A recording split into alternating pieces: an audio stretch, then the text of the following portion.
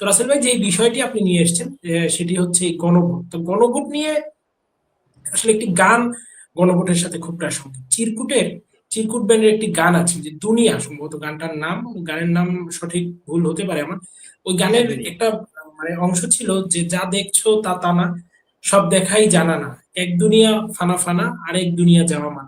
তো আসলে গণভোট নিয়ে এই নাট্যকার, মেটিকুলাস ডিজাইনের গেম প্ল্যানার ইউনুস সাহেব যা দেখাচ্ছেন, এটাই আসলে ওপেন খেলা নয়, এর পিছনে আরেকটি খেলা আছে। অর্থাৎ উনি যা দেখাচ্ছেন তা তা না, আরেক দুনিয়ায় আছে তার এই গণভোটের পিছনে, যেই দুনিয়ায় সাধারণ মানুষের, যারা মুক্তিযুদ্ধের সপক্ষ শক্তি, তাদের দেখানোটা মানা। ইউনুস সাহেব একজন আপদ মস্তক বিদেশি শক্তির পদলেহনকারী দালাল হিসাবে এই বাংলার মসনদের, বাংলার ক্ষমতার মসনদে আরোহণ করেছেন, এবং সম্পূর্ণ অবৈধভাবে, অগণতান্ত্রিক উপায়ে, জোরপূর্বক ক্ষমতা দখলের মাধ্যমে। আজকে দেখেন যে গণভোটের কথা বলা হচ্ছে, এই গণভোট বা হানা টাইপের ভোট কখন কখন এই বাংলার মাটিতে হয়েছে সেই ইতিহাস আমাদের জানা আছে ইতিমধ্যেই। আমাদের শ্রদ্ধেয় বাবু জয়দেব নন্দী সেই কথা উল্লেখ করেছে। এই ক্ষেত্রেও আমরা আমাদের বিরোধী রাজনৈতিক দল এই মুহূর্তে আসলে, আমরা সবসময় বিরোধী রাজনৈতিক দল মনে করলেও তারা ৫ আগস্টের পরবর্তীতে তাদের অত্যাচার নিপীড়নের মধ্য দিয়ে প্রতিপক্ষ দলে নিজেদেরকে রূপান্তর করেছেন। যদিও আমরা এখনো চাই সকল মুক্তিযুদ্ধের সপক্ষ শক্তি, প্রগতিশীল দলকে নিয়ে এই বাংলাদেশটাকে সাজাতে এবং এগিয়ে নিয়ে যেতে। তো মির্জা ফখরুল সাহেব একজন জ্ঞানী মানুষ, শিক্ষক মানুষ, উনি একটি কথা কিন্তু কিছুদিন আগে বলেছিলেন, আপনাদের মনে আছে কিনা, যে ডক্টর ইউনুস সাহেবের মধ্যে উনি ওনাদের দলের যে প্রতিষ্ঠাতা জিয়াউর রহমান সাহেবের প্রতিচ্ছবি দেখতে পান। তো আসলে আমরাও সেটা দেখতে পাচ্ছি। কারণ ওই যে জিয়াউর রহমান সাহেবের হেনা ভোট ছিল, যদি একটু বললেন ৭৭ সালের সেই ভোটের কথা। তো সেই ভোটে যেখানে ৯৯%, মানে অসাধারণ ভোট কাস্টিং, পৃথিবীর ইতিহাসে এই ধরনের বিরল কাস্টিং খুব কমই হয়েছে, এত স্বতঃস্ফূর্ত জনগণ যখন, যেখানে বাংলাদেশের অধিকাংশ স্থানে রাস্তা ছিল না, ঘাট ছিল না, চলার পথ ছিল না, সেখানে ৯৯% মানুষ বায়বীয় উপায়ে, আসমানি কায়দায় এই পীর কামেল উলিয়া উলিয়া জিয়াউর রহমান সাহেবের অধীনে ভোট কাস্টিং করেছিল।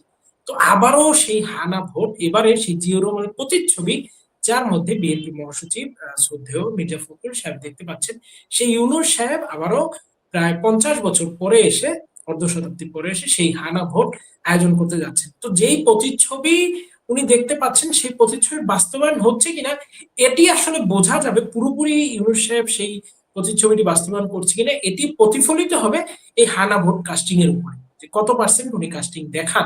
এবং আলটিমেটলি বিএনপির অবস্থাটা হবে যে নির্বাচনটা বিএনপি অংশগ্রহণ করতে চাচ্ছে বা বিএনপি নির্বাচনটা করছে, এক প্রকার ইলেকশন করবে কারা, আমার বাড়ি তো বরিশাল, একটু বরিশালের ভাষায় বলি, আমরা আর মামুরা।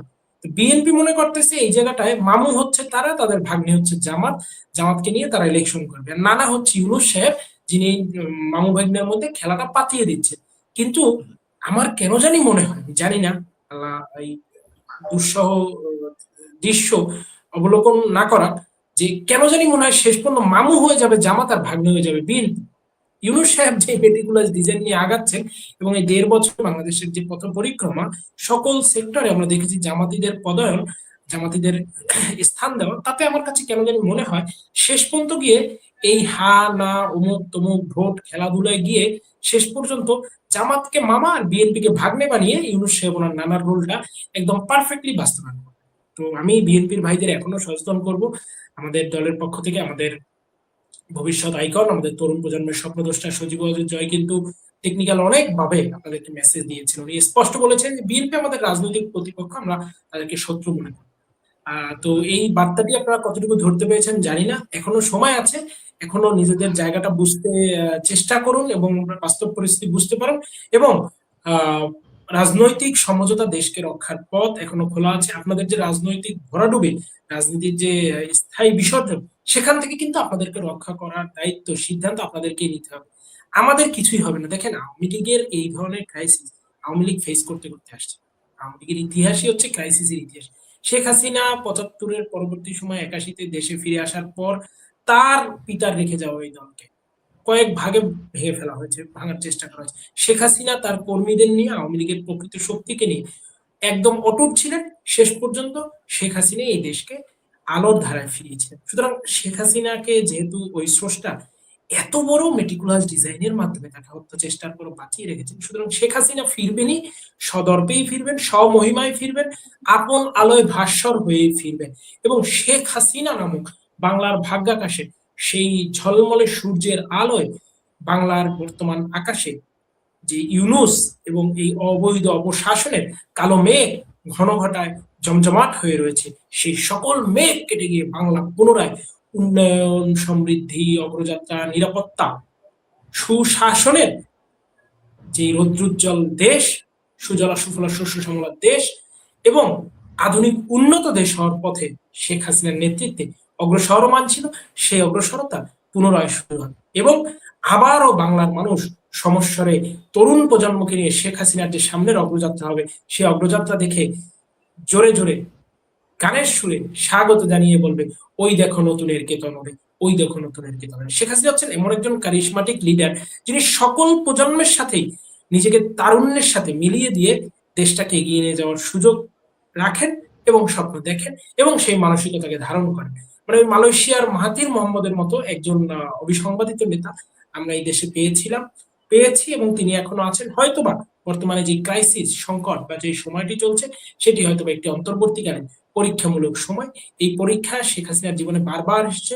গ্রেনেড হামলা থেকে শুরু করে আমরা যদি দেখি, বারংবার তাকে এই ঝুঁকির সম্মুখীন হতে হয়েছে এবং তিনি সেই মানে দীর্ঘ সংকটগুলোকে অত্যন্ত দক্ষতার সাথে, অত্যন্ত সাহসের সাথে জনগণের শক্তি নিয়ে অতিক্রম করেছে। এবং যেই মূল বিষয়টি ছিল ছাত্রলীগ কি করবে, দেখুন আমাদের স্পষ্ট নির্দেশনা হচ্ছে, আমরা কিন্তু আসলে ৭১-এর মুক্তিযুদ্ধের থেকে খারাপ সময় বলবো না, কিন্তু ৭১-এর মুক্তিযুদ্ধের মতো একটি সময় ছাত্রলীগের নেতাকর্মীরা এখন পার করছে। দেশে যে পরিস্থিতি আপনারা জানেন, বা ছেলেদেরকে পিটিয়ে মেরে ফেলা হচ্ছে, মেয়েদেরকে ধর্ষণ করা হচ্ছে। আজকে আমাদের ছাত্রলীগের কর্মীদেরকে ঘরে না পেয়ে তার মাকে পুড়িয়ে হত্যা করা হচ্ছে, মাকে কুপিয়ে হত্যা করা হচ্ছে, বাবাকে, হাজার হাজার ছেলে ছাত্রলীগ কর্মী এই অপরাধে তাদের বাবাকে ধরে নিয়ে যাওয়া হচ্ছে, জেলে ভরে রাখা হচ্ছে।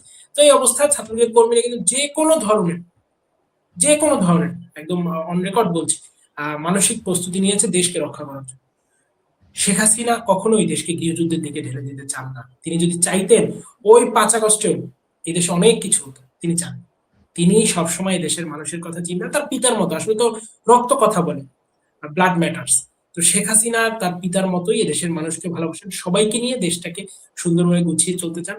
তো ছাত্রলীগের প্রতি শুধু নয়, সমগ্র সংগঠনের প্রতি, দেশবাসীর প্রতি ওনার যে এই মুহূর্তে বার্তা, সেটি হচ্ছে, আমরা এই অবৈধ, অগণতান্ত্রিক, নন পার্টিসিপেটরি, ডিপ্লোম্যাটিক ভাষায় যেটিকে বলে, একটি খুব ওয়ার্ল্ড রিনোন টার্ম হচ্ছে নন পার্টিসিপেটরি ইলেকশন। তো এই নন পার্টিসিপেটরি ইলেকশনটাকে আমরা বর্জন করছি এবং এই ধরনের ইলেকশনকে আমরা মানি না, মানব না।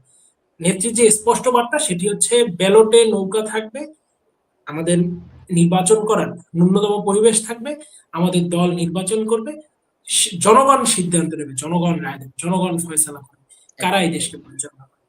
এই অমুক তমুক সমুক এদের কথায় দেশ পরিচালিত হবে, এরা একটা নির্বাচনকে সার্টিফাই করবে আর সেই নির্বাচনটি সার্টিফাইড হবে, এটি কোনোভাবেই গ্রহণযোগ্য না। দেখেন আজকে দেশ কোথায় পৌঁছেছে, যে আজকে সেই লন্ডন, পৃথিবীর একটি উন্নত দেশ, ব্রিটেন, মার্কিন যুক্তরাষ্ট্রের থেকেও আমরা কিন্তু দেখেছি সেখানেও প্রতিবাদ হয়েছে। এবং ব্রিটেন, যে কথা আমি উল্লেখ করলাম, সেখানে পার্লামেন্টে সরাসরি একজন পার্লামেন্টেরিয়ান দাঁড়িয়ে, সম্ভবত বব ব্ল্যাকম্যান ভদ্রলোকের নাম, উনি কিন্তু বলেছেন, এই নিয়ে কথা বলেছেন।